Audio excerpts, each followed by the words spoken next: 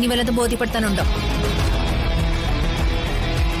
ഇവര് പേരിനൊപ്പം ഉപയോഗിക്കുന്ന ഇനിഷ്യൽ അത് ഇനിമേൽ ഇവർ ഉപയോഗിക്കാൻ പാടില്ല.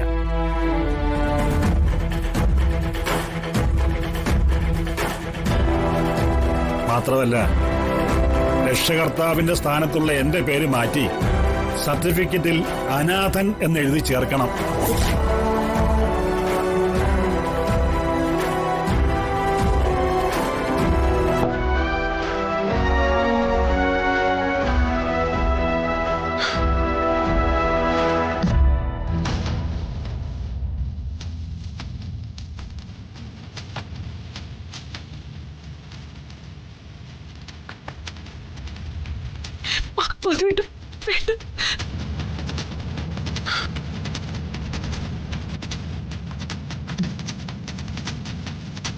ലഞ്ച് ബ്രേക്ക് ആണ്.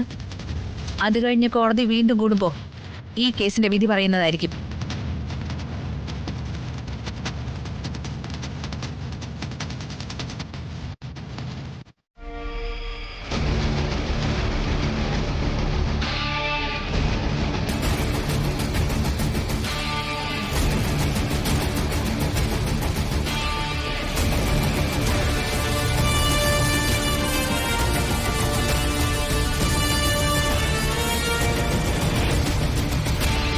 മാധവൻ നായർ വാദിയും പ്രകാശൻ, മനോജ് എന്നിവർ പ്രതികളുമായ OS-112/2026 എന്ന കേസും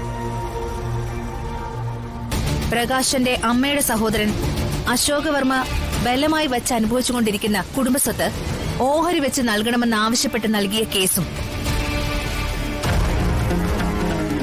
ഫയൽ OS-478/2026 എന്ന കേസും ഒരുമിച്ച് വിധി പറയുകയാണ്.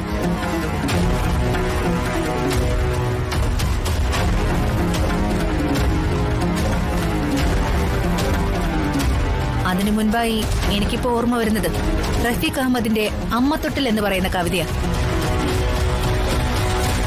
വയസ്സായ അമ്മയെ മകൻ കാറിന്റെ പിൻസീറ്റിലിരുത്തി കൊണ്ടുപോവാ. എന്തിനാ? കൊണ്ട് കളയാൻ, ഉപേക്ഷിക്കാൻ.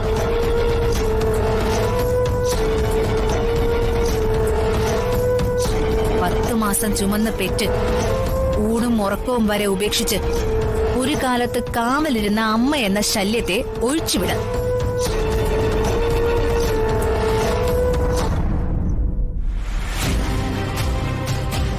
ഒന്നുമേ ചോദിക്കാതെ അനങ്ങാതെ പാടയും പീളയും കെട്ടി തളർന്ന കണ്ണുകളുമായിട്ട് അമ്മ പിൻസീറ്റിലിരിക്കുക. ആളൊഴിഞ്ഞ ഏതെങ്കിലും തെരുവിൽ അമ്മയെ ഉപേക്ഷിക്കണം.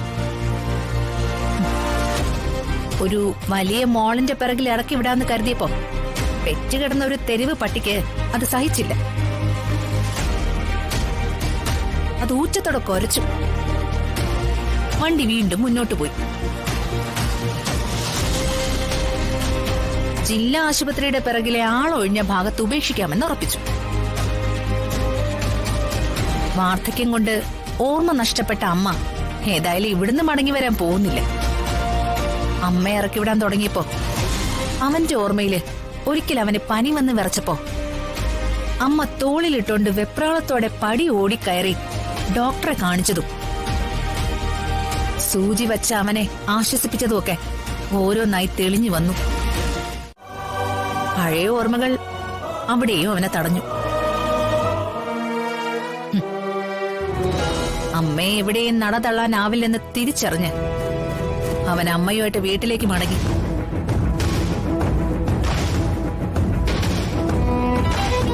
മെല്ലെ തിരിഞ്ഞൊന്ന് നോക്കി പിറകിലെ സീറ്റിലുണ്ടമ്മ.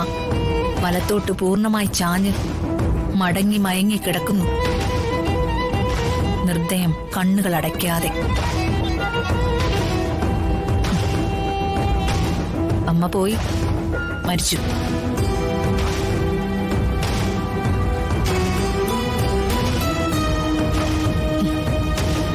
അമ്മയെ കൊണ്ടുകളയാൻ ഉത്തരവിട്ട ഭാര്യയുടെ മുൻപിൽ തന്റെ മകൻ തല കുനിക്കാതിരിക്കാൻ അമ്മ പോയി. പൊക്കിൾക്കൊടിയിലൂടെ അന്നം പകർന്ന അമ്മയെയും മക്കൾക്ക് വേണ്ടി മാത്രം ജീവിച്ച അച്ഛനെയും മക്കൾ ഉപേക്ഷിച്ചു തുടങ്ങിയപ്പോഴാണ് വൃദ്ധസദനങ്ങൾ മുളച്ചു പൊന്തി തുടങ്ങിയത്. ജീവിച്ചിരിക്കുന്ന സമയത്ത് മാതാപിതാക്കളെ തിരിഞ്ഞു നോക്കാതെ മരണശേഷം അവരുടെ ആത്മാവിന് മോക്ഷം തേടുന്ന മക്കളാണ് ലോകത്തിലെ ഏറ്റവും വലിയ തമാശക്കാര്.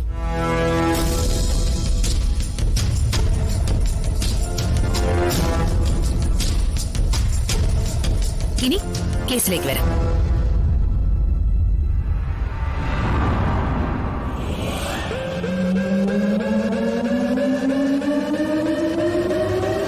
മാധവൻ നായരുടെ മക്കളായ പ്രകാശും മനോജും വാർദ്ധക്യത്തിലെത്തിയ മാതാപിതാക്കളെ മാനസികമായി പീഡിപ്പിക്കുകയും ഉപേക്ഷിക്കുകയും ചെയ്തുവെന്ന് ഈ കോടതിക്ക് ബോധ്യപ്പെട്ടിരിക്കുന്നു.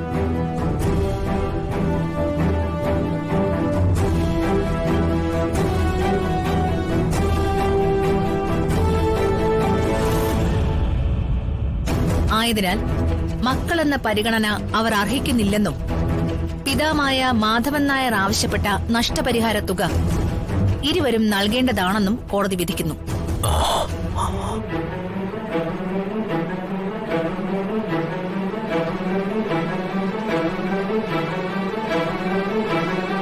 മൂത്തമകനായ പ്രകാശന് വീട് വെച്ച സാഹചര്യത്തിൽ പണം കെട്ടിവെക്കാൻ 3 മാസം സാവകാശം അനുവദിക്കുന്നു.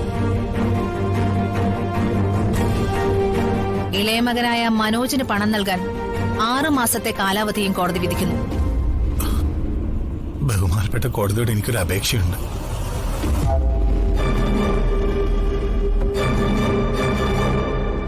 ജോലിയും കൂലിയും ഇല്ലാത്ത ഞാൻ 6 മാസത്തിനുള്ളിൽ ഈ തുക അടയ്ക്കാൻ എനിക്കൊരു നിർവാഹവും ഇല്ല.